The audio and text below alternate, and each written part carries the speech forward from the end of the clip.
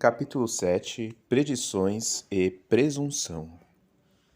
Quando o profeta falar em nome de Jeová, e a palavra não suceder, nem se cumprir, esta é a palavra que Jeová não falou. O profeta proferiu-a presunçosamente. Não deves ficar amedrontado por causa dele. Deuteronômio, capítulo 18, versículo 22. Quando se consideram atitudes em torno da prometida volta de Cristo Jesus, deve-se certamente proferir expectativa ansiosa à apatia. Os cristãos primitivos decididamente não eram apáticos acerca desse evento tão esperado. Em certa ocasião, assisti a um programa de televisão no qual um representante de relações públicas do escritório da filial da Testemunha de Jeová no Canadá, Walter Gahan, respondia a perguntas sobre o fracasso de certas predições relacionadas com a volta de Cristo. Ele disse que, caso se achasse qualquer responsabilidade da parte das Testemunhas de Jeová nesse respeito, isso se devia então exclusivamente ao nosso anseio de ver o nome de Deus vindicado e o seu reino governado na terra. A maioria das pessoas, penso eu, concordará que é simplesmente humano cometer o erro de falar coisas sobre o impulso do momento, deixar que o pensamento fantasioso ou talvez o desejo intenso e a empolgação ansiosa influenciem nosso julgamento, fazendo com que tirem conclusões precipitadas. Em algum momento de nossas vidas, todos nós temos feito isso. Com certeza, se isso fosse tudo o que estava envolvido, ninguém teria motivo para grande preocupação. No entanto, não acredito pessoalmente que isso seja tudo o que está envolvido aqui. As questões vão mais profundamente e os fatores relacionados têm um significado muito maior do que os de algum erro comum e incidental que às vezes todos nós cometemos. Isso se dá particularmente dessa maneira por causa do modo como as predições envolvidas afetaram os interesses mais importantes da vida das pessoas. Um fator que não pode ser tratado levianamente é que o corpo governante encara as testemunhas de Jeová, pelo menos da classe ungida, a qual pertencem todos os membros do corpo governante, como desempenhando o papel de um profeta, designadas por Deus para essa tremenda responsabilidade. Dessa forma, o exemplar da revista Sentinela de 1º de outubro de 1972, página 581, trouxe um artigo intitulado "Saberão que houve um profeta no seu meio". Levantava a questão quanto a se Jeová Deus tinha, nos tempos modernos, um profeta para ajudar o povo, para avisá-lo dos perigos e declarar-lhes as coisas vindouras. A resposta dada foi sim, que o histórico atestava que havia tal profeta. Identificação do profeta. A essas perguntas pode-se responder na afirmativa. Quem é esse profeta? Abre aspas. Este profeta não era só um homem, mas um grupo de homens e mulheres. Era o grupo pequeno de seguidores das pisadas de Jesus Cristo, conhecidos naquele tempo como estudantes internacionais da Bíblia. Hoje são conhecidos como testemunhas cristãs de Jeová.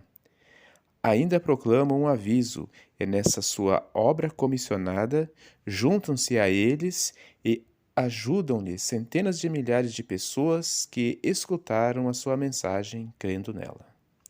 Naturalmente, é fácil dizer-se que este grupo age como profeta de Deus. Outra coisa é provar isso.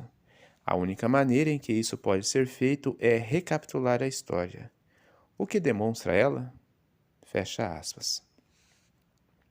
A história merece ser recapitulada. Que ela revela erros, até a organização central conhece.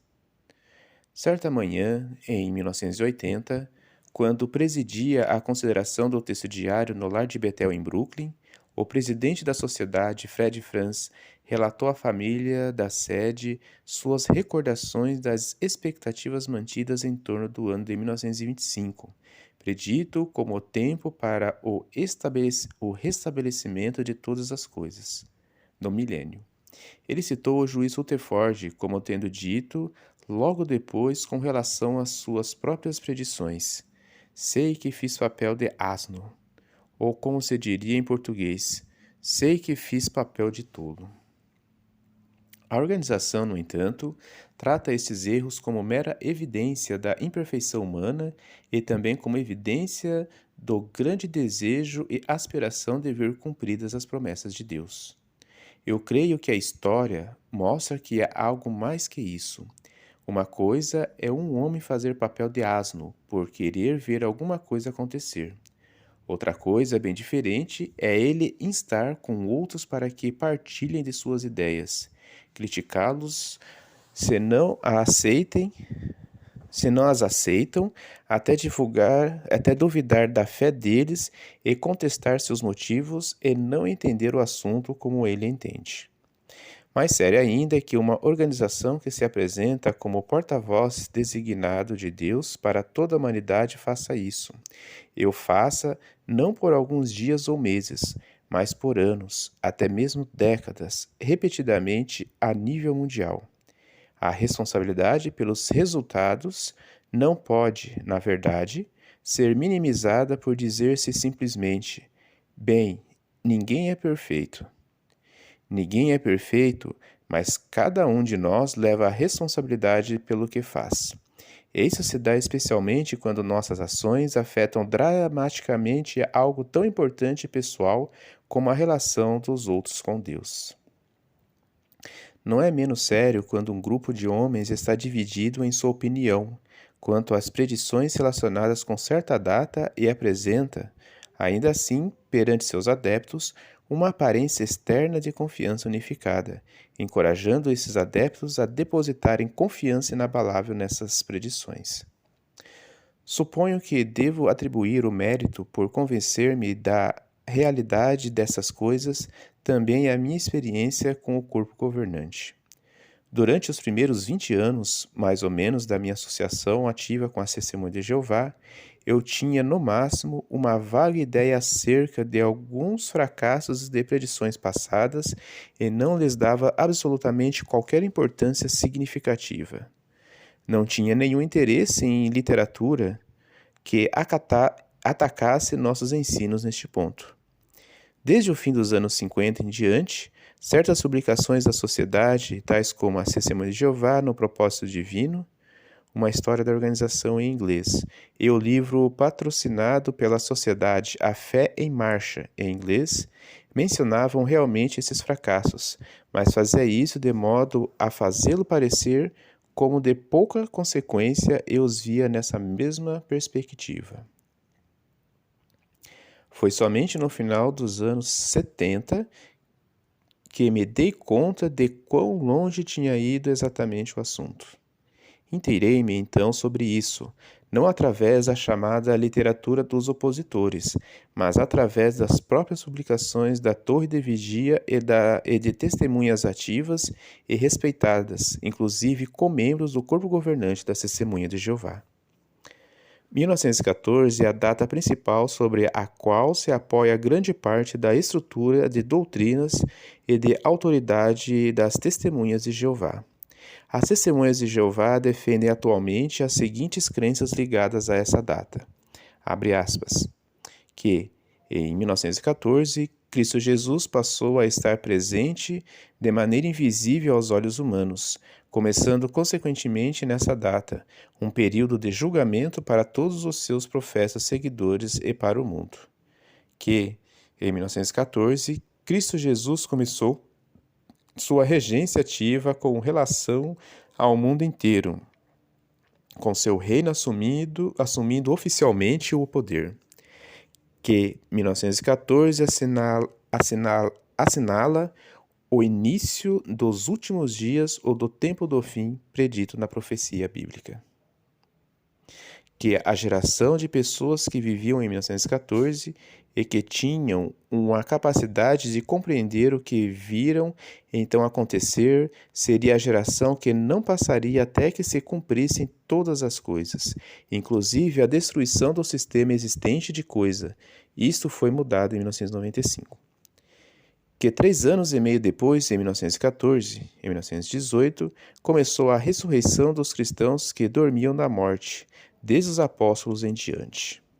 Que, por volta do mesmo tempo, em 1918, os verdadeiros seguidores de Cristo que viviam então entraram em cativeiro espiritual com relação à Babilônia Grande, sendo libertos no ano seguinte, 1919, ocasião em que Cristo Jesus os reconheceu coletivamente como seu escravo fiel e discreto, sua agência aprovada para dirigir sua obra e cuidar de seus interesses na terra, seu único canal para transmitir orientação e esclarecimento a seus servos por toda a terra. Que, desse tempo em diante, está em andamento a obra da colheita final, resultando na divisão de todas as pessoas em duas classes, ovelhas e cabritos, com salvação ou destruição com os seus respectivos destinos. Isso foi mudado em 1995. Fecha aspas. Enfraquecer a crença no significado da data fundamental de 1914 seria enfraquecer toda a superestrutura doutrinal descrita acima, que se fundamenta nela. Seria também enfraquecer a pretensão de autoridade especial alegada pelos que atuam como o grupo que representa oficialmente a classe do escravo fiel e discreto. Eliminar essa data como sendo de tanta importância poderia significar o virtual colapso de toda a estrutura de doutrina e autoridade nela fundamentadas. Eis quão crítico é. Apesar disso, poucas testemunhas sabem atualmente que, por quase meio século, desde 1879 até o fim dos anos 20, as profecias relativas a datas na revista Sentinela, chamada Torre de Vigia na época, e publicações correlatas eram essencialmente contrárias a todas as crenças delineadas pouco acima. Quanto a mim, não me dei conta disso até anos recentes. Descobri então que durante quase 50 anos o canal da Torre de Vigia Sentinela havia atribuído tempos e datas diferentes para cada uma das coisas relacionadas acima, e que foi só o fracasso de todas as expectativas originais em relação a 1914 que levou à designação de novas datas para aqueles pretensos cumpridores de profecias. Conforme considerado num capítulo anterior, a pesquisa que eu tive de fazer com relação ao livro Ajuda ao Entendimento da Bíblia convenceu-me de que a data de 607 antes da Era Comum da sociedade para a destruição de Jerusalém por Babilônia era contrária a toda a evidência histórica conhecida. Ainda assim, continuei a depositar confiança nessa data, apesar da evidência, achando que tinha apoio bíblico. Sem 607 antes da Era Comum, a data crucial de 1914 seria posta em dúvida. Adotei o ponto de vista de que a evidência histórica era provavelmente defeituosa e argumentei nesse sentido no livro Ajuda. Aí, em 1977, uma testemunha de Jeová da Suécia chamada Carl Ulf Johnson enviou à sede em Brooklyn uma quantidade substancial de pesquisa que fizera sobre cronologia relacionada com a Bíblia e sobre a especulação cronológica. Johnson era ancião e estivera ativamente associado com as testemunhas de Jeová por uns 20 anos. Tendo eu mesmo experiência com pesquisas sobre cronologia, fiquei impressionado com a profundidade com que ele havia examinado a matéria, bem como pela inteireza e veracidade de sua apresentação. Basicamente, ele procurou chamar a atenção do corpo governante para a fragilidade nos cálculos cronológicos da sociedade, que levaram a data de 1914 como ponto final dos tempos dos gentios, mencionados por Jesus em Lucas capítulo 21, versículo 24, chamados os tempos designados às nações, na tradução do Novo Mundo. Explicando de forma resumida, chega-se à data de 1914 pelo seguinte processo. No quarto capítulo da profecia de Daniel, ocorre a expressão 7 tempos, aplicada aí ao rei babilônico Nabucodonosor, enquanto descreve um período de 7 anos de loucura pelo qual o rei passara. A sociedade ensina que esses 7 tempos profetizam algo maior, a saber, o período de tempo que se estende desde a destruição de Jerusalém, fixada pela sociedade como 607 anos da Era Comum, até o fim dos tempos dos gentios, explicados como significando o período durante o qual as nações gentias exercem domínio ininterrupto sobre a terra. Os 7 tempos são interpretados como significando 7 anos, com cada ano se constituindo de 360 dias. 7 multiplicado por 360 dá 2.520 dias. Entretanto, faz-se referência a outras profecias que usam a expressão um dia por um ano. Empregando-se esta fórmula, os 2.520 dias se transformaram em 2.520 anos, que vão de 607 anos Era Comum ao ano de 1914 Era Comum. Conforme observado anteriormente, os ensinos atuais da sociedade sobre o início da regência do Reino de Cristo, os últimos dias, o começo da ressurreição e coisas relacionadas estão todos ligados a esse cálculo. Poucas testemunhas são capazes de explicar a complicada aplicação e combinação de textos envolvidos. Todos, porém, aceitam o produto final deste processo e cálculo. A maioria das testemunhas de Jeová entende que esta explicação, que leva a 1914, é mais ou menos peculiar à sua organização, tendo sido publicada inicialmente pelo primeiro presidente da sociedade, o pastor Russell.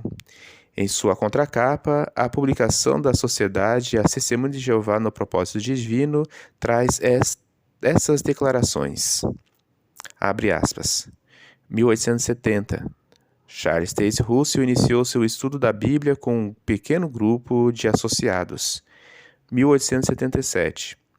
É publicado o livro Três Mundos, identificando a data 1914 como o fim dos tempos dos gentios. Fecha aspas.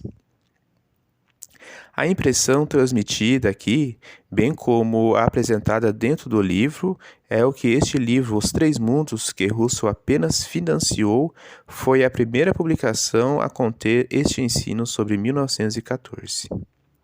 Isso é o que eu pensava até a chegada do material do ancião sueco à sede mundial. Percebi então quantos fatos haviam sido ignorados ou encobertos pelas publicações da sociedade. Johnson traçou primeiro a longa história da especulação cronológica. Mostrou que a prática de se aplicar arbitrariamente a fórmula de um dia por um ano a vários períodos de tempo encontradas na Bíblia foi inicialmente utilizado por rabinos judaicos, datando do primeiro século Era Comum. No século IX Era Comum, uma série de rabinos judaicos começaram a fazer cálculos e predições utilizando essa fórmula de dia igual ano, com relação aos períodos de tempo de 1290, 1335 e 2.300 dias encontrados na profecia de Daniel, aplicando em cada caso suas conclusões ao tempo para o aparecimento do Messias.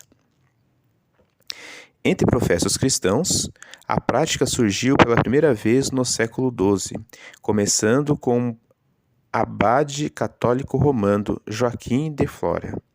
Não apenas os períodos de dias encontrados na profecia de Daniel, mas também os períodos de 1260 dias mencionados em Revelação, capítulo 11, versículo 3 e capítulo 12, versículo 6. Foram então interpretados empregando-se o método de um dia por um ano. Com o passar do tempo, os diversos intérpretes chegaram a uma notável sucessão de datas, incluindo em suas predições o ano de 1260, depois 1360 e posteriormente várias datas no século XVI. Mudanças e novas interpretações tornavam-se regularmente necessárias à medida que uma data após outra passavam sem que acontecesse o evento predito. Em 1796, George Bell, ao escrever uma revista de Londres, predisse a queda do anticristo, o Papa segundo seu entendimento. Isso deveria acontecer em 1797 ou 1813, baseando sua predição na interpretação dos 1260 dias, usando, porém, um ponto de partida diferente de outros intérpretes.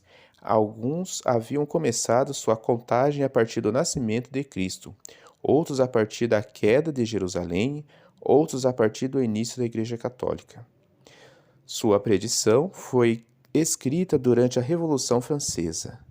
Não muito depois de tê-la formulado, ocorreu um evento surpreendente. O Papa foi capturado pelas tropas francesas e forçado a ir para o exílio. Muitos viram isso como um extraordinário cumprimento da profecia bíblica e 1798 foi aceito por eles como o fim dos proféticos 1260 dias. Com base nisto, desenvolveu-se o entendimento de que o ano seguinte, 1799, marcava o começo dos últimos dias. Revoltas adicionais na Europa produziram uma enxurrada de novas predições.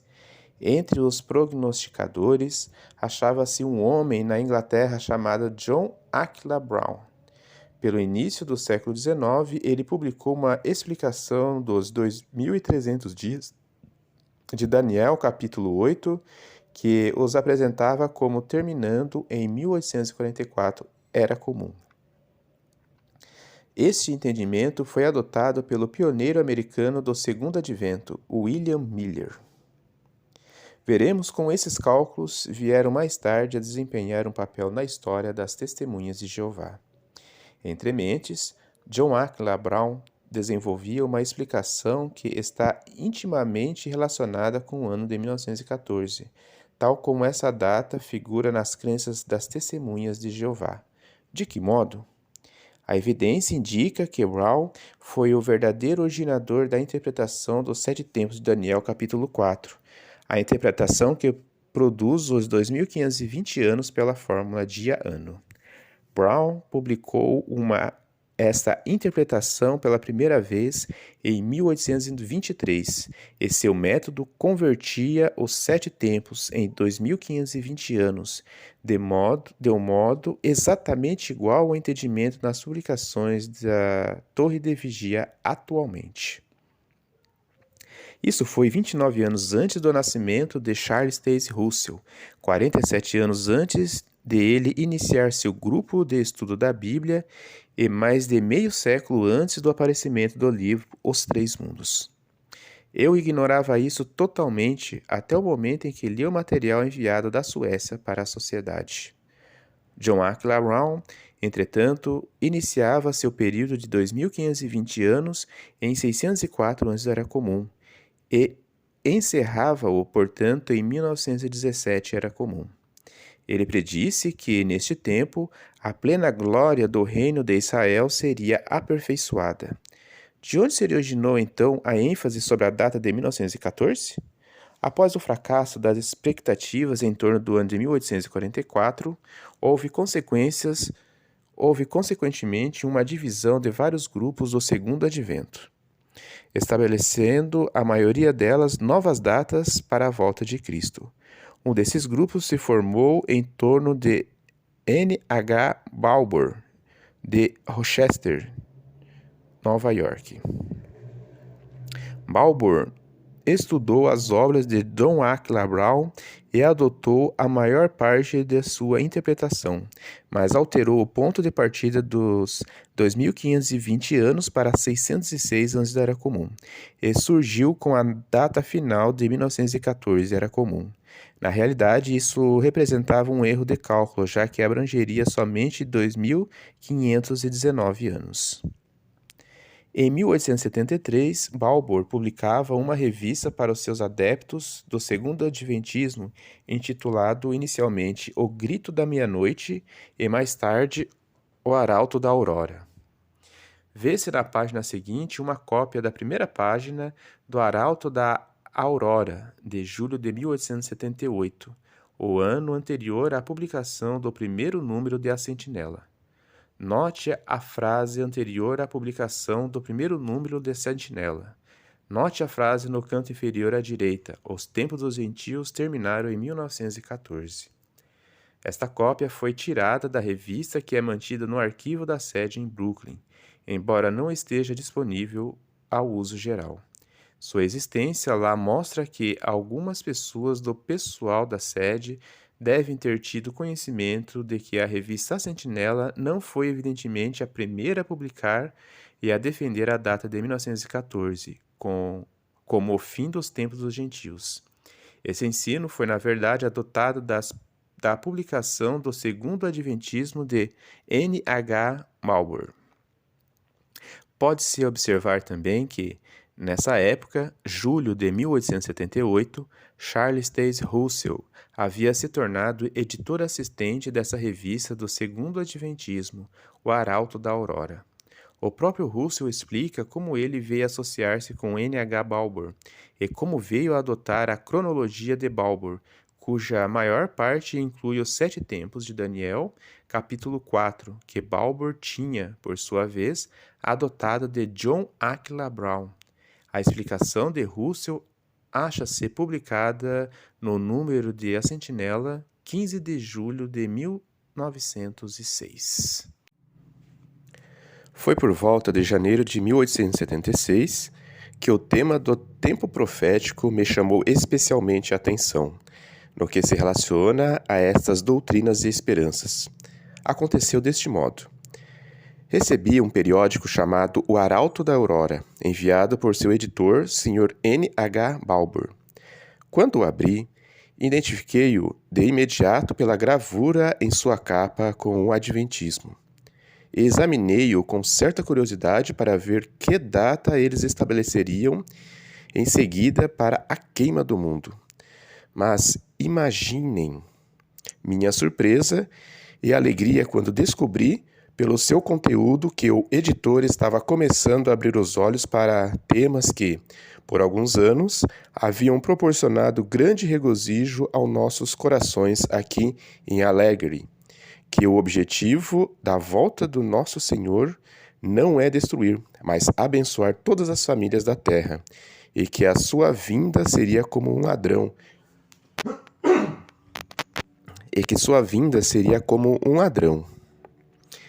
e não na carne, mas como um ser espiritual invisível aos homens, e que o ajuntamento de sua igreja e a separação do trigo do joio prosseguiria no fim desta era sem que o mundo estivesse consciente disso.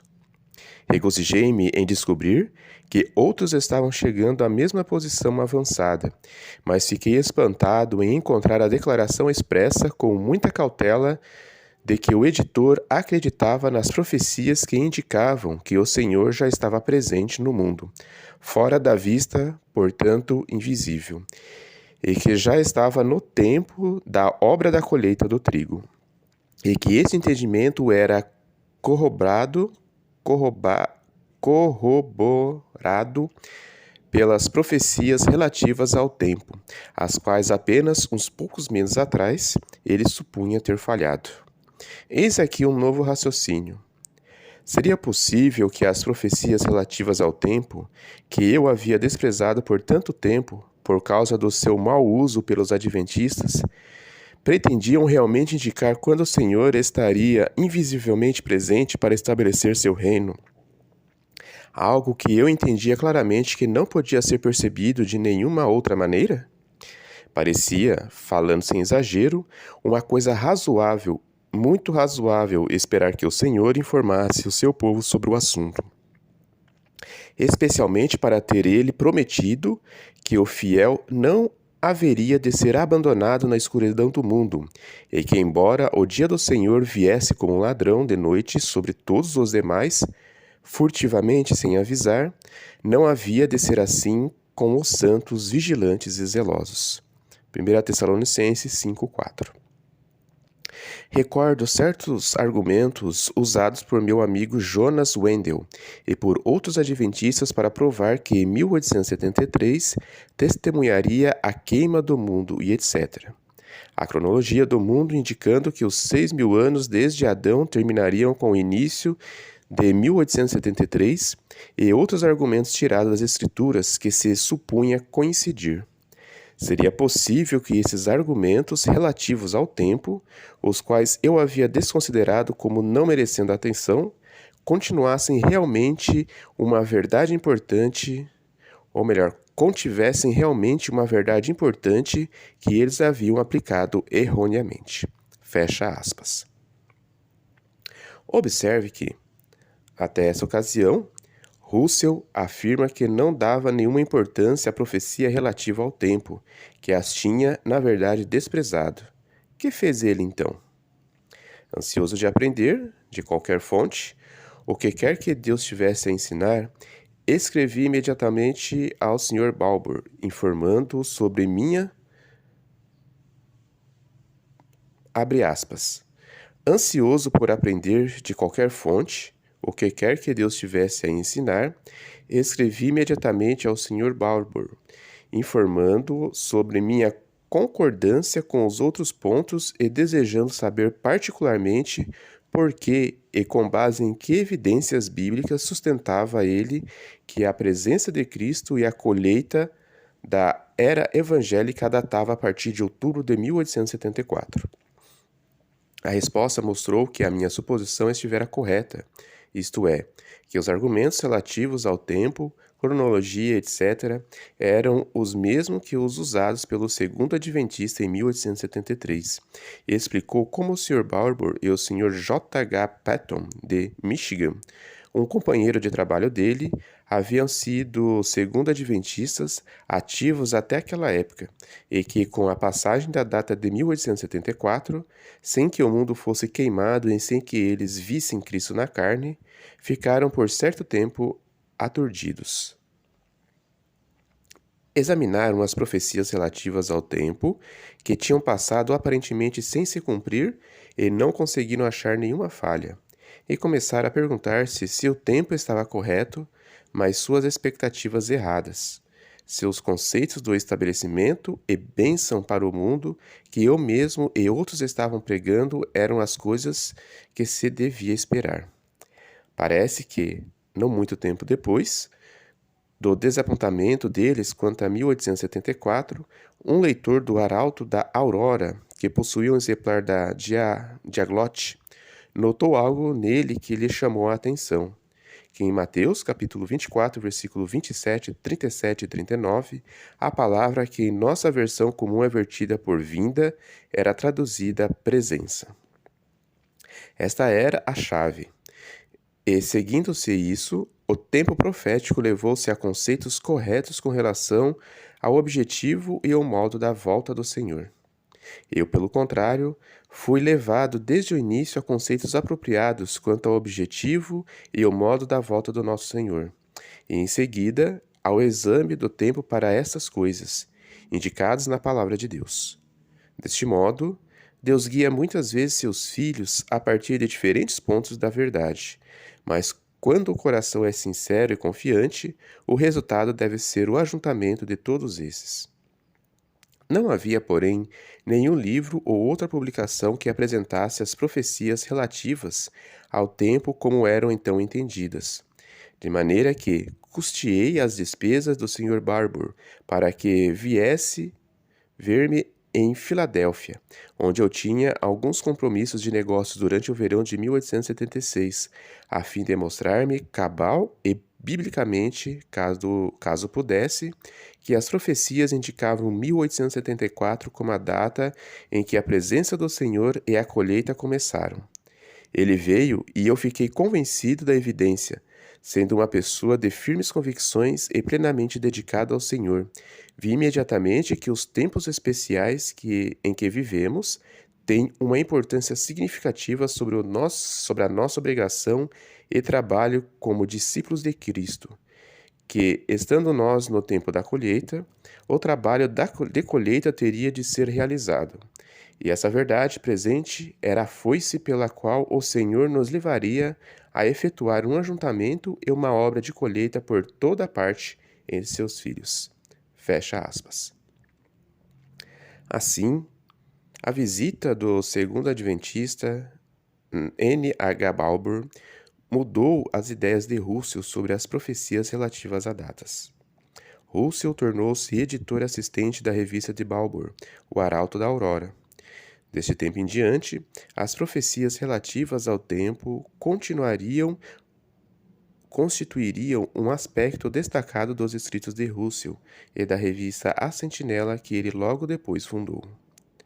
A interpretação dos Sete Tempos e da data de 1914, que Russell assimilou, estava totalmente associados à data de 1874, havendo recebido importância primária por parte de Balbour e de seus adeptos.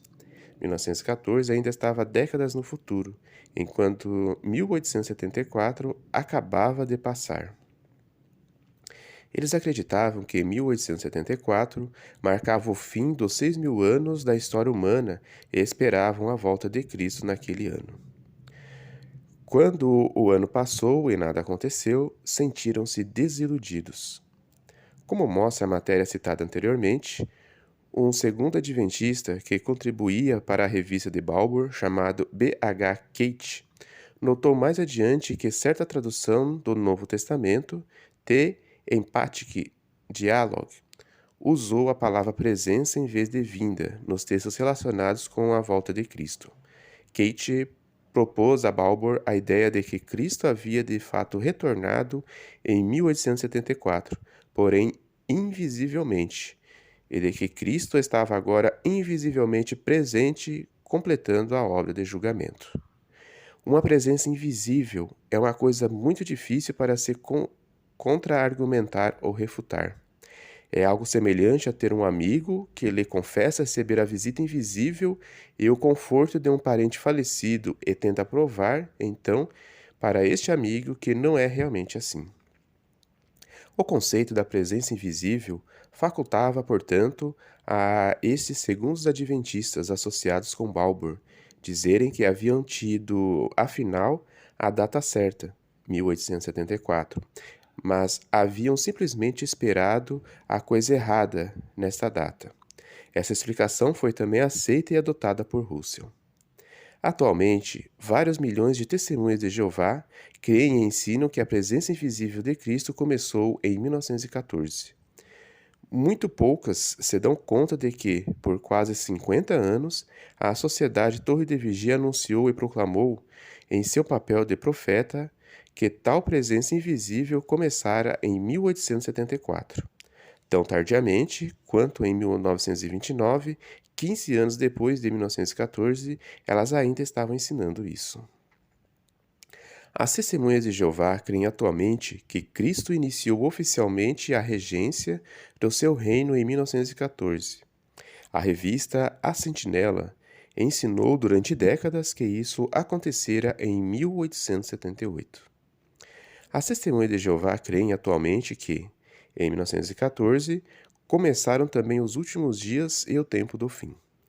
A revista A Sentinela ensinou durante meio século que os últimos dias começaram em 1799, aceitando a interpretação de George Bell, publicada em 1796. Elas creem atualmente que a ressurreição dos cristãos ungidos, que morreram do tempo de Cristo em diante, começou a acontecer em 1918. Por mais de 40 anos, a revista Sentinela ensinou ter ela começado em 1881. Sua crença atual é que, desde 1914 e depois dessa data, particularmente de 1919 em diante, está em andamento a grande obra da colheita, que deve chegar ao clímax com a destruição do atual sistema e de todos aqueles que não se mostraram sensíveis à sua atividade de pregação. Desde seu início, a revista A Sentinela tem ensinado que, em vez disso, a colheita se estenderia de 1874 a 1914 e que, por volta de 1914, ocorreria a destruição de todas as instituições humanas deste mundo. A organização coloca hoje a queda de Babilônia Grande, o Império Mundial da Religião Falsa, em 1919. Durante pelo menos 4 décadas, a Sentinela se situava em 1878, com a completa destruição de Babilônia esperada para 1914 ou 1918.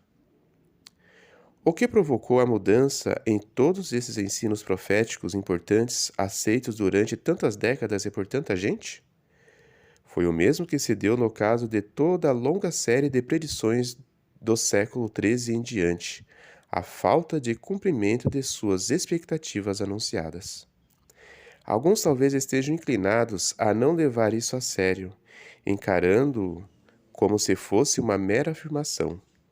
Afinal de contas, quase nenhuma das testemunhas tem acesso atualmente aos números mais antigos de A Sentinela, e mesmo hoje, quando se discute a história passada da organização, as publicações da sociedade ignoram ou apresentam uma visão parcial, às vezes alterada, desses ensinos advogados por tanto tempo.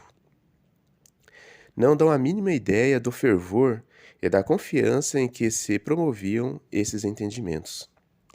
Considere então uma parte da evidência tirada do histórico oficial dessa organização, que professa exercer o papel de profeta dos tempos modernos. Ao rever os números mais antigos da revista A Sentinela, de 1879 em diante, um aspecto notável é que estavam esperando que acontecessem coisas grandiosas bem naquele momento. Embora crescem que 1914 marcaria o fim dos tempos dos gentios, essa data tinha relativamente pouca influência sobre seu pensamento. Estavam pensando muito mais em 1874 e na crença de que Cristo tinha começado nessa ocasião sua presença invisível, introduzindo daí em diante o governo do seu reino. Assim, esperavam passar muito em breve pela experiência da transferência para a vida celestial. Com isso, seria encerrada a oportunidade de chegarem a fazer parte da noiva de Cristo. Também esperavam que muitos, antes de 1914, o mundo entraria em um período de grande aflição, que se agravaria e evoluiria por um estado de caos e anarquia. Por volta de 1914, estaria tudo terminado, acabado, e Cristo Jesus teria assumido pleno controle dos assuntos da terra, com a substituição completa de todos os sistemas humanos de governo pelo seu reino. Isso é bem ilustrado pela seguinte matéria tirada do número de janeiro de 1881 de A Sentinela, sendo certos pontos sublinhados aqui para a conveniência do leitor. Abre aspas. Vemos também que não somente a colheita da era judaica e do Evangelho foram um paralelo no ponto inicial, mas também no período de duração, a dele sendo de todo 40 anos, desde o tempo da unção de Jesus, no início de sua colheita, 30 a.C., até a destruição de Jerusalém, e 70 depois de Cristo. Desculpe, 30 de Cristo e 70 depois de Cristo. Portanto, a nossa, tendo começado em 1874, terminaria com o fim do dia a dia, do dia da ira, e com o fim dos tempos dos gentios em 1914, um período similar e correspondente de 40 anos. Os primeiros 7 anos da colheita judaica eram especialmente dedicados ao ajuntamento do trigo maduro desta igreja, dos quais 3 anos e meio se deram enquanto ele estava presente como o noivo, e os outros 3 anos e meio foram depois de ele ter vindo a ele como rei e sido glorificado, embora estivesse tudo sob supervisão e direção. Conforme fora dito por João, ele limpou sua eira, recolheu seu trigo e queimou a palha. Portanto, eis aqui o paralelo se cumprindo. Encontramos, conforme demonstrado anteriormente, veja a aurora do dia, a lei e os profetas, declarando o presente na culminação dos ciclos do jubileu, em 1874, e os paralelos nos mostram que começou então a colheita e que o reconhecimento da noiva para um lugar de segurança levará um tempo correspondente de 7 anos, terminados em 1881. Mas como, quando e por que tropeçaram sobre Cristo os servos da casa?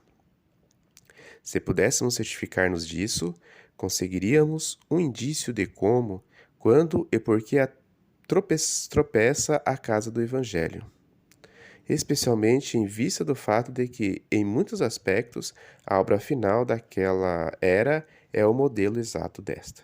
Fecha aspas. Abre aspas. Cremos que Cristo está agora presente, no sentido de ter começado a obra de tomar para si seu grande poder e domínio. A obra começou com a separação do joio do trigo na igreja vivente e na associação do trigo, de todas as eras consigo mesmo, na autoridade de seu reino. Aquele que vencer, concederei sentar-se comigo no meu trono, e dar-lhe-ei autoridade sobre todas as nações, para continuar até que todas as coisas sejam subjugadas sobre ele. Parece apropriado também que a obra deveria começar assim, por tomar a sua noiva e os dois se tornarem um.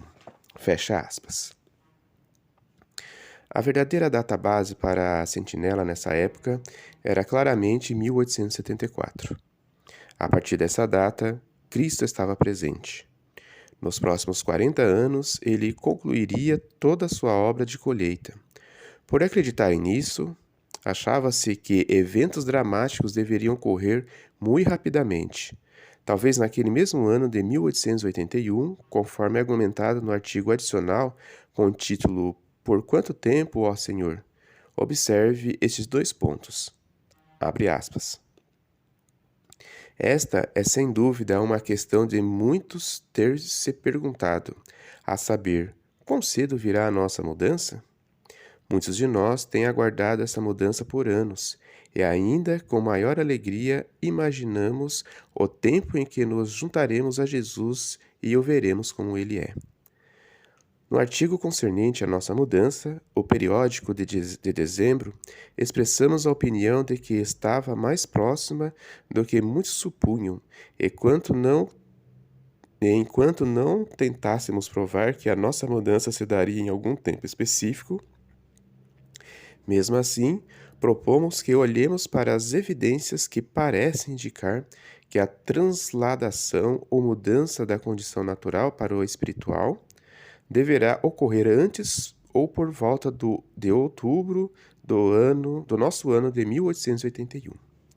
A evidência de que nossa mudança se dará por volta desse tempo aumenta, já que temos visto que a transformação em corpos espirituais não é casamento. Enquanto pensávamos que o casamento fosse a mudança e sabendo que havia, desde 1978, 3 anos e meio de favor especial para a igreja nominal, deixada agora desolada, não podíamos esperar nenhuma transladação antes de 1881 ou durante esses 3 anos e meio. Mas uma vez que reconhecemos que ser admitido em casamento não significa apenas estar pronto para a mudança, por reconhecer sua presença, mas também por essa admissão inclui a própria mudança, então as evidências de que entramos ou seremos mudados dentro do tempo mencionado são fortes e se apresentam a todos os interessados como dignas de investigação. A parte de qualquer prova direta de que a nossa mudança está próxima, o fato de que a maneira da mudança pode agora ser entendida é evidência de que estamos próximos do tempo da mudança, pois a verdade é alimento no tempo devido e só é entendida quando esses tempos chegam. Será relembrado que, depois da primavera de 878, quando entendíamos que Jesus deveria aparecer como rei, o tema da santidade ou das vestes de casamento estavam muito agitados. E a parte do paralelo em relação à era judaica e do favor que se demonstrava naquela época à nação judaica e que implicava na presença do rei, a consideração das vestes de casamento era também prova da exatidão da explicação, pois o rei havia entrado para ver os convidados. E todos estavam, portanto, interessados em saber como se encontravam diante dele. Ora, como a inspeção dos convidados é a última coisa que acontece à nossa mudança, a qual vem antes do casamento e estamos todos dando consideração agora à mudança, parece que o tempo dela está próximo. Apresentaremos agora o que mencionamos através dos modelos e pontos proféticos como parecendo indicar que a transladação dos santos e o fechamento da porta chamada de cima se darão por volta de 1881. Fecha aspas. Seguiu-se argumentação detalhada, com ênfase em outubro de 1881, com o tempo provável de sua mudança para a vida celestial e da ocasião em que a porta, a oportunidade de vir a ser membro da noiva, se fechará.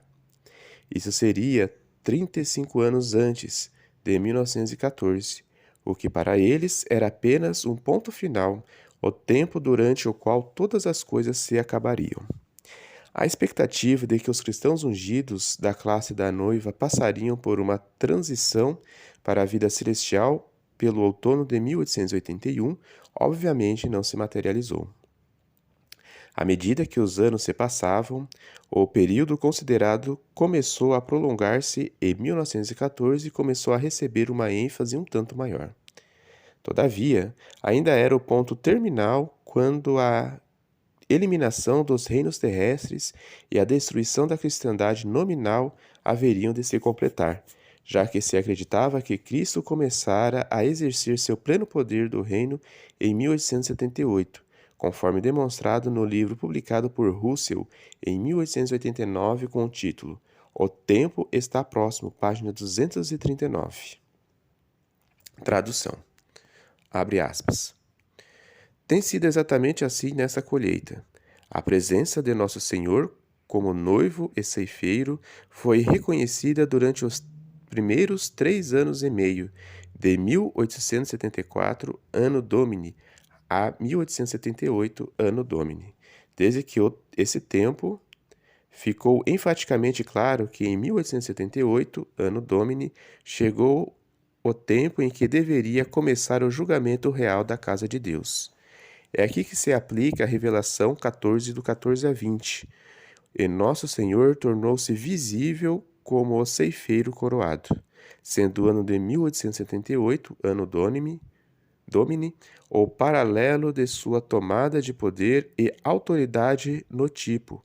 Assinala o tempo claramente para a verdadeira tomada do poder como Rei dos Reis pelo nosso presente, espiritual e invisível Senhor.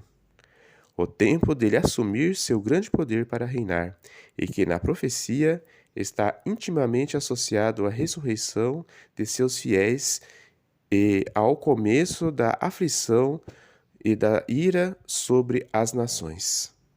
Revelação 11, 17 e 18. Mesmo depois da virada do século, nos primeiros anos após 1900, o foco ainda se concentrava sobre 1874 e 1878, como datas chaves em torno dos quais girava todo o pensamento. Eles já estavam dentro dos últimos dias desde 1799, dentro do período da colheita desde 1874. Cristo estivera executando seu poder real desde 1878 e a ressurreição havia então começado. O passar dos anos não alterou essas afirmações. Estavam todas relacionadas a eventos invisíveis, diferente da predição acerca da transladação para o céu dos santos vivos esperada em 1881. Sem nenhuma evidência visível para tirar-lhes o crédito, essas afirmações podiam ser e foram mantidas. Há 3 anos, de 1914 e 1911, A Sentinela ainda proclamava a importância de 1874, 1878 e 1881. Babilônia Grande havia caído em 1878 e seu fim total viria em outubro de 1914. Foi feito, entretanto, um ajuste com relação ao fechamento da porta, da oportunidade para tornar-se parte da classe do Reino Celestial, colocada anteriormente em 1881. Agora, os leitores de A Sentinela são informados de que a porta ainda se mantém entreaberta, nessa matéria do número de 15 de junho de 1911. Abre aspas. Observando esses paralelos encontrados Observando esses paralelos, encontramos 1874 como o início desta colheita e do ajuntamento dos eleitos desde os quatro ventos do céu, 1878 como o tempo em que a Babilônia foi formalmente rejeitada, Laodiceia foi vomitada, o tempo desde o qual se declara caiu, caiu Babilônia, destruída do favor divino. O paralelo em 1881 parece indicar que ainda se mantinham certos favores em Babilônia até esta data. Não obstante a rejeição do sistema, e desde essa data, temos entendido que essa relação não tem sido em nenhum sentido vantajosa, mas tem sido, em muitos sentidos da palavra, uma clara desvantagem da qual somente com dificuldade poderia alguém libertar-se, auxiliado pela graça do Senhor e pela verdade. Em harmonia com este paralelismo, outubro de 1914 testemunhará o fim total de Babilônia, como uma só grande mola lançada no mar, completamente destruída como sistema. Voltando atrás, admitamos que seja razoável concluir que o encerramento dos favores sobre o Israel carnal represente o encerramento do favor especial da era evangélica, a saber, o convite à chamada de cima. Dessa forma, nosso entendimento é que a chamada ampla ou geral desta era para as honras do reino cessou em outubro de 1881. Entretanto, como já foi mostrado nos estudos das Escrituras, fazemos a distinção entre o fim da chamada e o fechamento da porta, e cremos que a porta para a classe do reino não está ainda fechada, que se mantém entreaberta por um tempo, a fim de permitir que os que já aceitaram a chamada deixaram de usar seus privilégios e oportunidades como o sacrifício de si mesmo e sejam expulsos, a fim de permitir que outros entrem e recebam suas coroas em harmonia com Revelação 3:11. Portanto, o tempo atual, desde 1881 até que a porta para o sacrifício no serviço do Senhor seja completamente fechada, é um período de peneiramento com respeito a todos os que já estão no favor divino, numa relação pactuada com Deus. Fecha aspas. Isso foi escrito em 1911, e a data do desfecho final, 1914, estava agora próxima. Com a sua chegada, a colheita estaria terminada, os últimos dias teria alcançado seu ponto culminante, suas esperanças estariam completamente cumpridas. O que ensinavam exatamente as publicações da Torre de Vigia que aconteceria quando chegasse a data de 1914? O livro O Tempo Está Próximo, publicado 25 anos antes de 1914, nas páginas 76 a 78, estabelece 7 pontos conforme alistados a seguir. A fotocópia acima omite os pontos 4, 5 e 6, mas segue-se a tradução de todos os 7 pontos.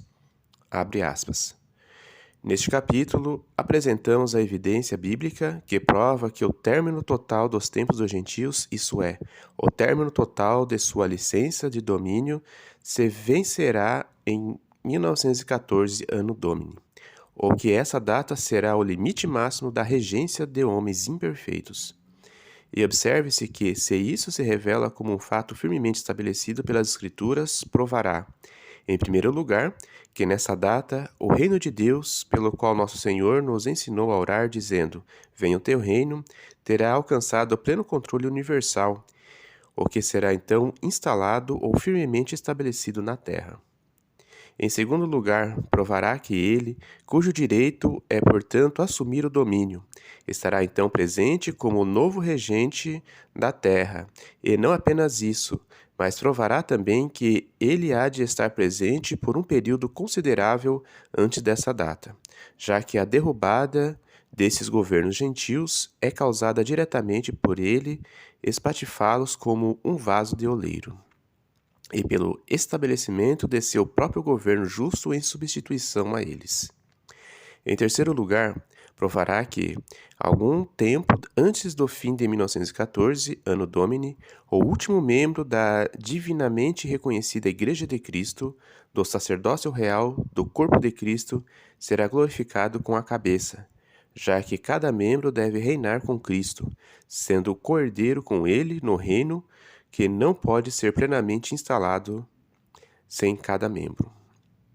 Em quarto lugar, provará que, daquele tempo em diante, Jerusalém não será mais pisoteada pelos gentios, mas se erguerá do pó do desfavor divino para a honra, visto que os tempos dos gentios terão se cumprido ou completado.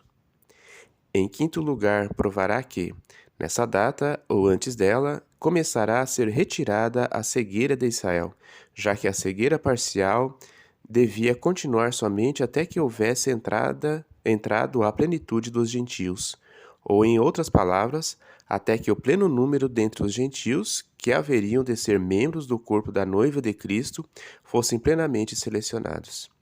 Em sexto lugar, provará que o grande tempo de aflição, tão como nunca houve desde que existe nação, alcançará seu ponto culminante no reino mundial da anarquia. E os homens aprenderão então a ficar parados e a reconhecer que Jeová é Deus e que ele será exaltado na terra. As condições das coisas descritas em linguagem simbólica, como ondas agitadas do mar, o derretimento da terra, o nivelamento das montanhas e a queima dos céus, terá se passado, e a nova terra e novo céu, com suas bênçãos de paz, começarão a ser reconhecidas pela humanidade abalada pela aflição. Mas o ungido do Senhor e a sua autoridade legítima e justa serão primeiro reconhecidos pela companhia dos filhos de Deus, enquanto atravessam a grande tribulação, a classe representada por M.E.T. no plano das eras. Veja também as páginas 235 e 239, volume 1. Posteriormente, bem no seu final pelo Israel carnal e finalmente pela humanidade em geral. Em sétimo lugar, provará que, antes dessa data, o reino de Deus organizado em poder estará na terra e golpeará e esmagará então a imagem gentia. Consumirá totalmente o poder desses reis.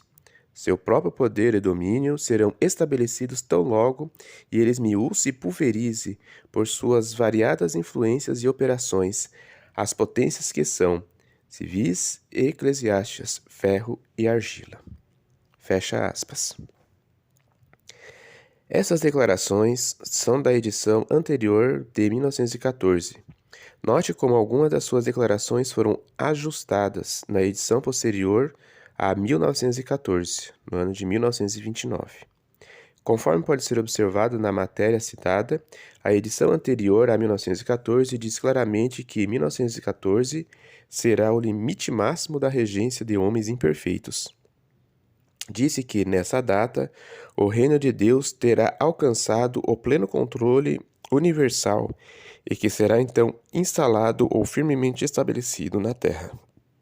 A edição posterior a 1914 encobre isso ao dizer, abre aspas, neste capítulo apresentamos a evidência bíblica provando que o término total dos tempos dos gentios, isto é, o término total de sua licença de domínio se vencerá em 1914, Anno Domini. e que essa data verá a desintegração da regência de homens imperfeitos.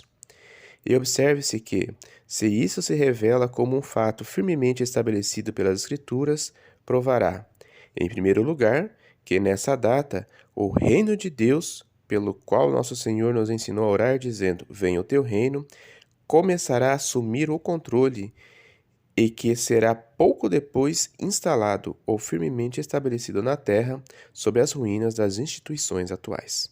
Fecha aspas.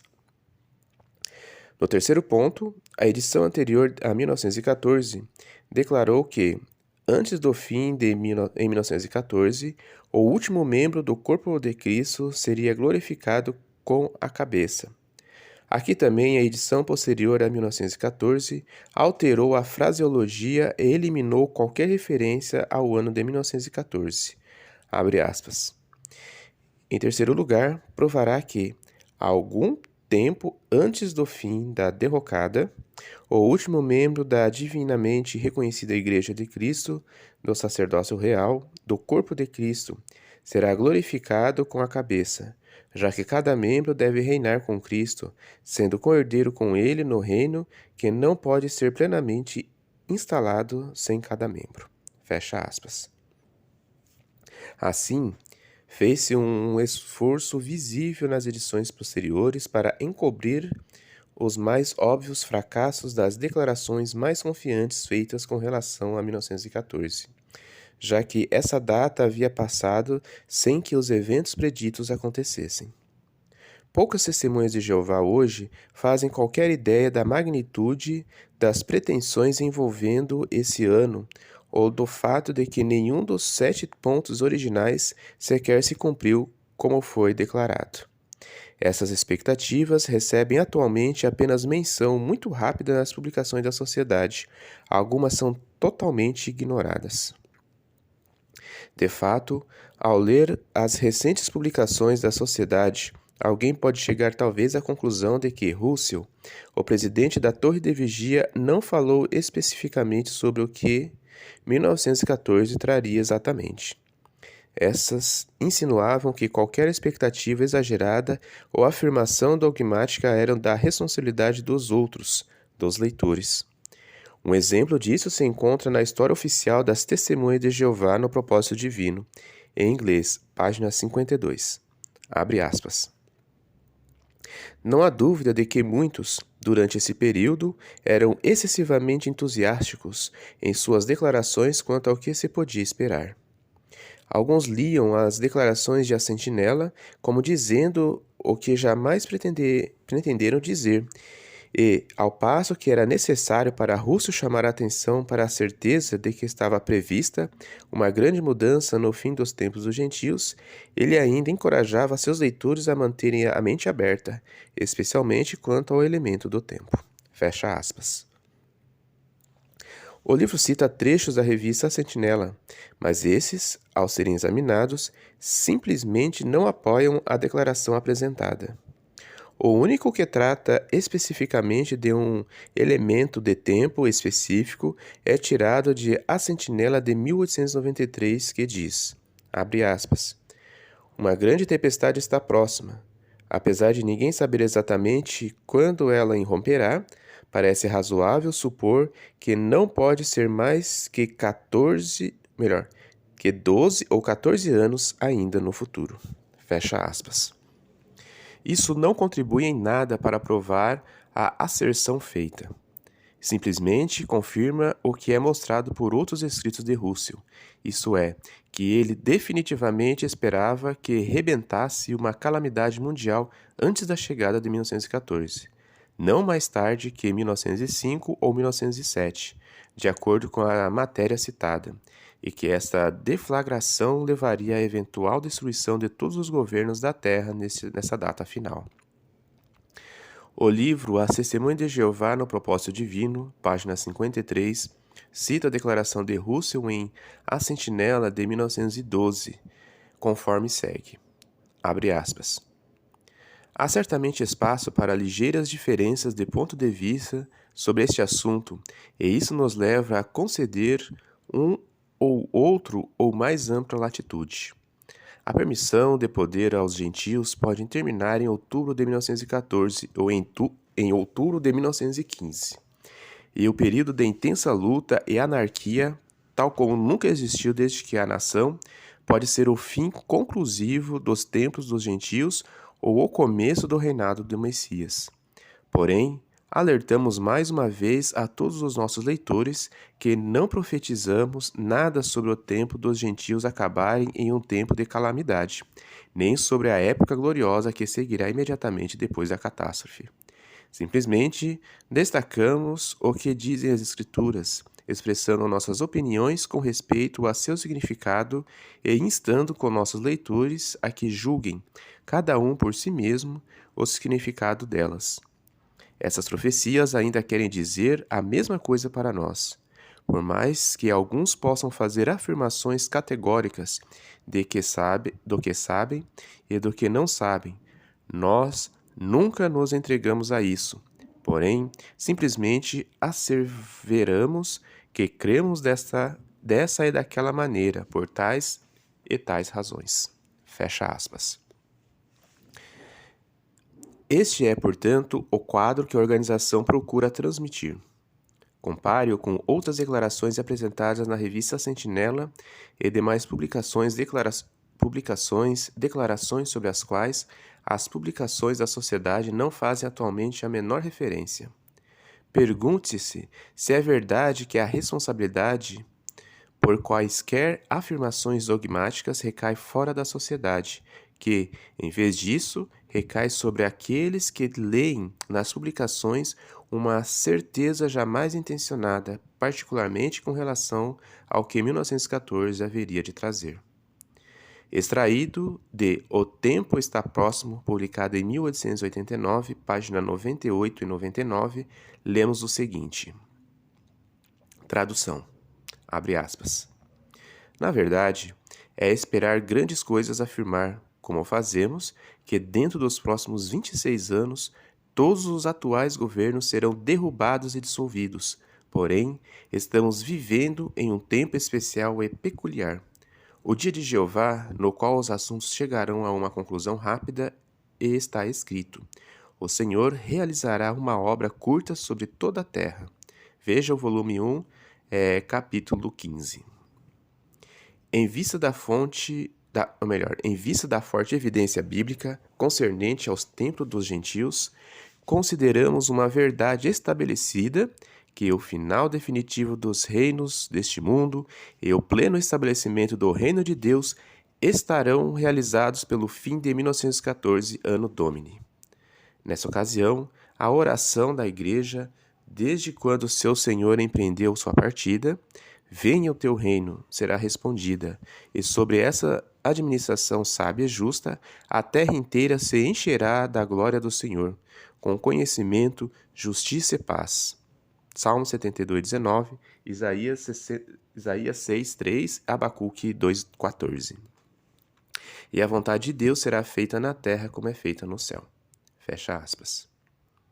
Se você disser não simplesmente que alguma coisa é verdadeira, mas que a considera uma verdade estabelecida, não é isso mesmo que dizer que sabe que é assim? Não é isso entregar-se a afirmações categóricas? Se existe alguma diferença, quão grande é essa diferença?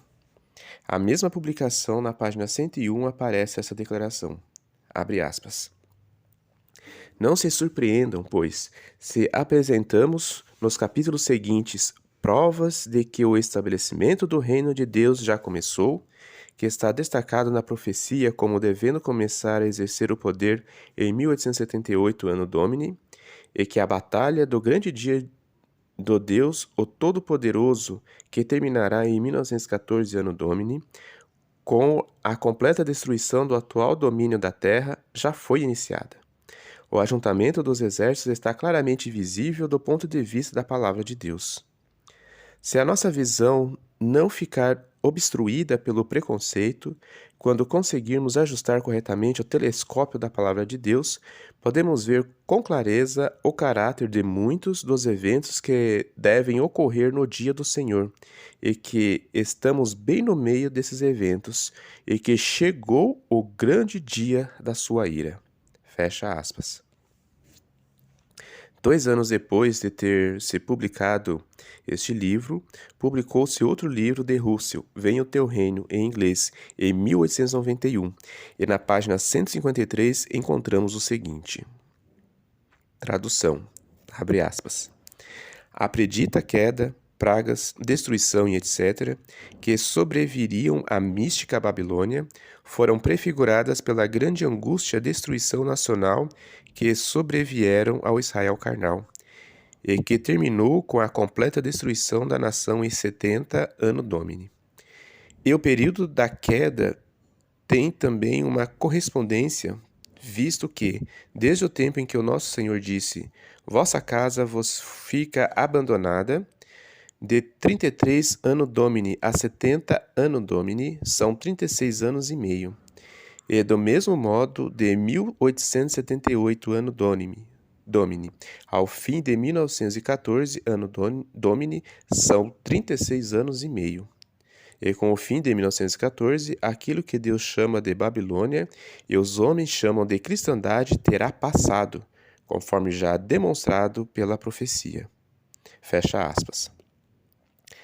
No ano seguinte, 1892, no número 15 de janeiro de A Sentinela, dizia que a batalha final já havia começado devido seu fim ocorrer em 1914. Abre aspas. Enquanto era uma surpresa agradável para nós, em vista dos relatos sensacionais e hostis que se publicam com tanta frequência, achar que a situação na Europa, como a descrevemos aqui, de acordo com o que as Escrituras nos haviam induzido a esperar, ainda assim, tão grande é nossa confiança na Palavra de Deus e na luz da verdade atual que brilha sobre ela, que não poderíamos ter duvidado de seu testemunho, quaisquer que fossem as aparências. A data do encerramento dessa batalha está definitivamente marcada nas Escrituras como sendo outubro de 1914. Ela já está em andamento, datando seu início em outubro de 1874. Até agora, tem sido principalmente uma batalha de palavras e um tempo para a organização de forças, capital, trabalho, exércitos e sociedades secretas. Nunca houve um tempo em que se formaram tantas coligações como no presente. As nações não estão apenas se aliando com as outras para proteger-se contra outras nações, mas as várias facções dentro de cada nação estão se organizando para proteger seus diversos interesses. Mas, por enquanto, as várias facções estão simplesmente estudando a situação, examinando a força de seus adversários e procurando aperfeiçoar seus planos e poder para a luta futura, que muitos, sem o testemunho da Bíblia, parecem convencer-se de que é inevitável. Outros ainda se iludem dizendo, paz, paz, quando não há nenhuma possibilidade de paz até que o reino de Deus assuma o controle, compelindo-o a que se faça a sua vontade na terra como é feita agora no céu.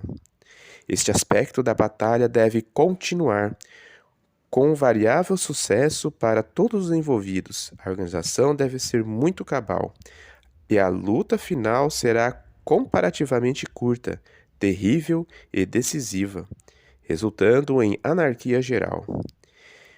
Em muitos sentidos, as convicções dos grandes generais do mundo coincidem com as predições da palavra de Deus.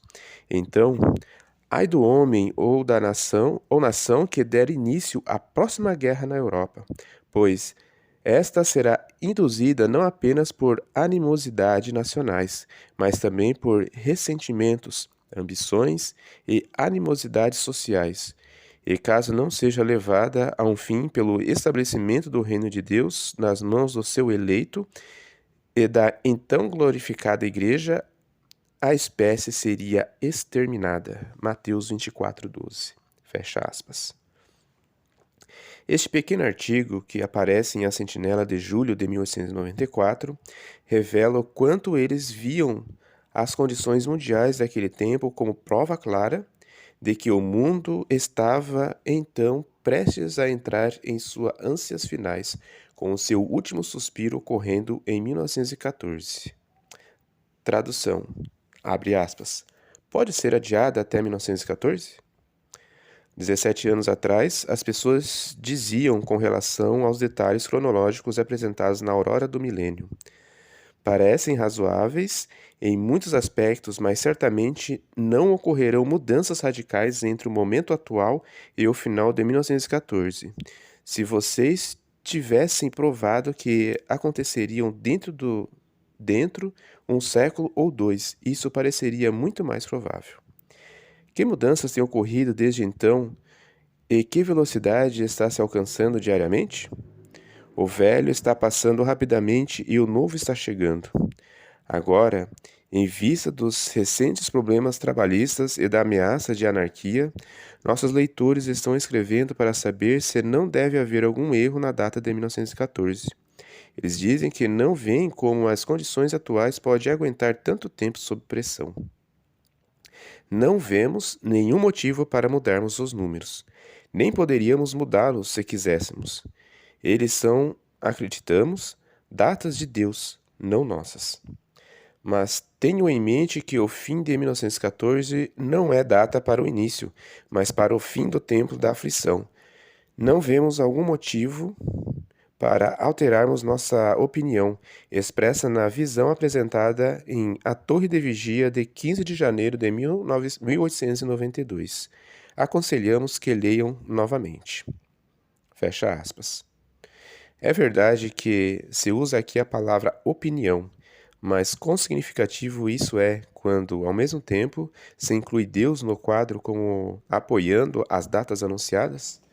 Quem estaria inclinado a duvidar das datas de Deus?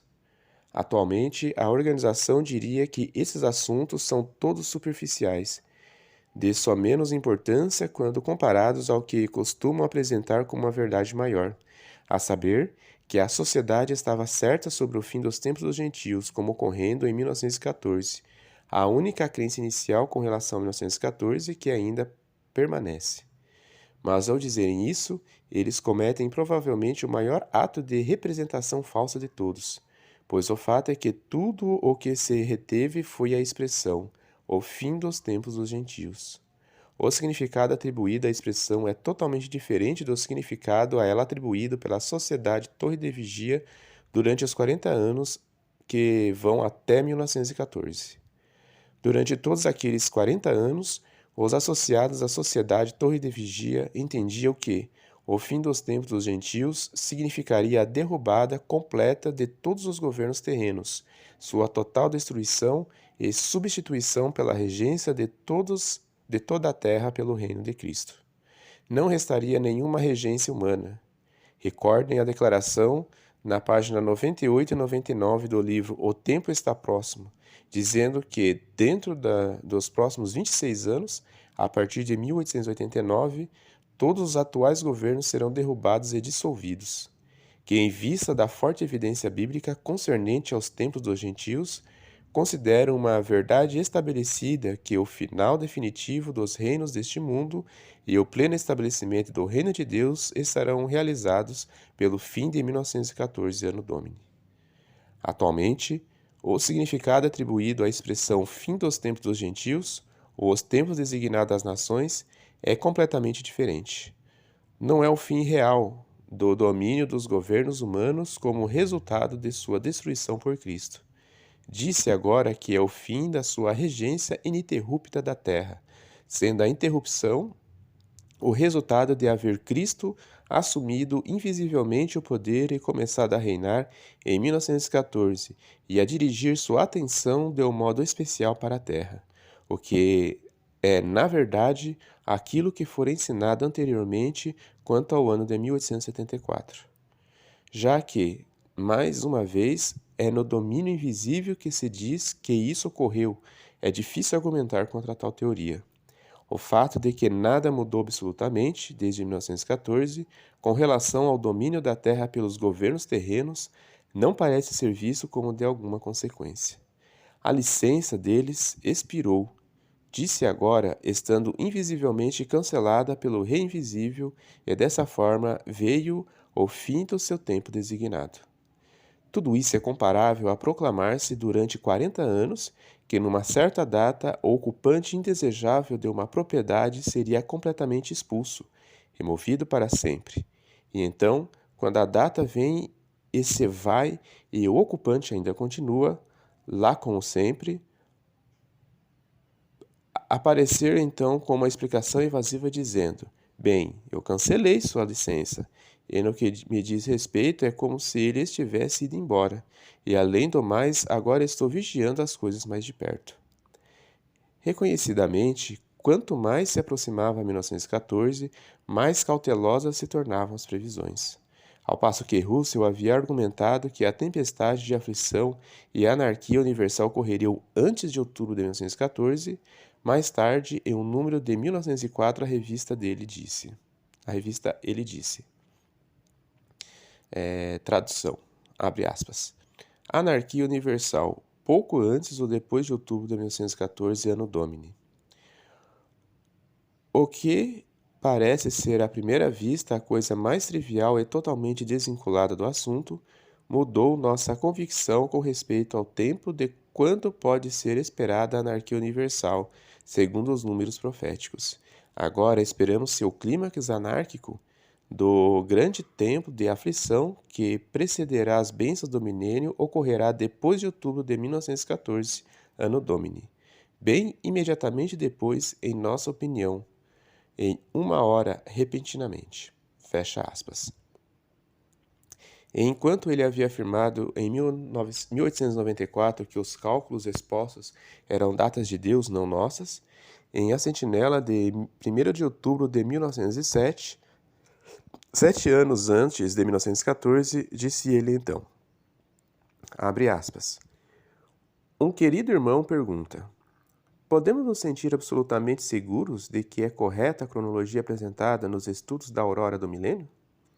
De que a colheita começaria em 1874, Anno Domini, e findará em 1914, Anno Domini, numa calamidade de amplitude mundial que eliminará todas as instituições atuais e será seguida pelo reino de justiça do Rei da Glória e da sua noiva, a Igreja?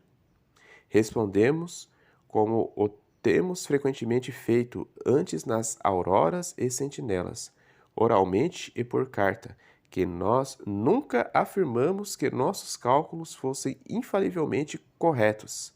Nós nunca afirmamos que fossem conhecimento, nem baseadas em evidência contestável. Fatos, conhecimento. A nossa afirmação tem sido sempre que eles se baseiam na fé. Fecha aspas. Este mesmo artigo continua, entretanto, a dar a entender que os que duvidam desses cálculos são carentes de fé, diz ele, abre aspas. Lembre-se, mais uma vez, de que os pontos fracos da cronologia são suplementados pelas várias profecias que se entrelaçam com elas de maneira tão notável que a fé na cronologia se torna quase conhecimento de que é correta. A mudança de um único ano tiraria a harmonia das belas correspondências, já que algumas profecias são contadas a partir de antes de Cristo, algumas a partir de depois de Cristo, e algumas dependem de ambos os períodos. Cremos que Deus pretendia que essas profecias fossem compreendidas no tempo devido. Cremos que as compreendemos agora, que elas nos falam através desta cronologia. Não selam elas, desse modo, a cronologia? Selam com respeito à fé, mas não independente dela. Nosso Senhor declarou, o sábio entenderá, e ele nos diz, vigiai para que possamos conhecer, e essa cronologia que nos convence, a qual podemos aceitar e realmente a aceitamos pela fé, de que a parábola das 10 virgens está agora em processo de cumprimento, que ouviu-se seu primeiro grito em 1844 e que seu segundo grito, eis aqui o noivo, presente se deu em 1874. Fecha aspas. Quão proveitoso é, ou quanto a isso, quanta humildade demonstra, reconhecer própria falibilidade enquanto se dá a entender, ao mesmo tempo, que somente aqueles que aceitam os seus pontos de vista estão demonstrando fé. Então, entre os sábios que entenderão? Não estariam aqueles que deixaram de atender a esses gritos de 1844 e 1874 classificados logicamente como as virgens tolas da parábola? Os mesmos artigos haviam dito anteriormente, abre aspas, os tempos e as épocas de Deus são dados de tal maneira como sendo convincentes sobre aqueles que, pela intimidade com Deus, são capazes de reconhecer seus métodos característicos. Fecha aspas. Desse modo, se alguém expressasse dúvidas quanto à cronologia da sociedade, colocava-se sutilmente em dúvida a própria qualidade de sua relação com Deus, juntamente com sua fé e sua sabedoria. Esta é uma forma de intimidação intelectual, uma prática que aumentou de múltiplas maneiras, uma vez que o ano de 1914 havia se passado sem que se cumprisse as expectativas públicas mundialmente.